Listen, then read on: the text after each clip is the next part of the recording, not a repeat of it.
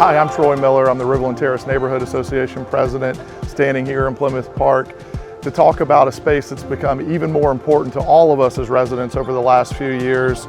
This is one of the most highly utilized spaces in our neighborhood, and as a parent of a 4- and 8-year-old can tell you, it is an incredible asset to the community and something that is in need of more updating and renovation and revitalization. And I think we have a great opportunity here on this beautiful piece of waterfront on the Wapoo Cut to do something really special and to make our already special neighborhood even better.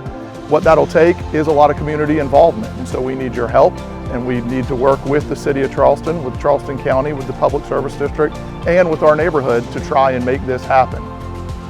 Parks are so important because you get to be with your family, and it's exercising because you can play a lot and you can slide. I love coming to the park to see my friends.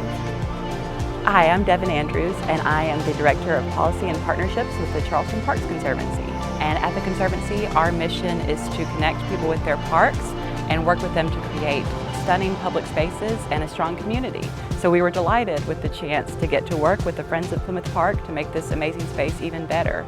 As a mother, I know how important it is to have these amazing spaces where our children can take part in all of the benefits, physical, emotional, mental, that these parks and green spaces bring.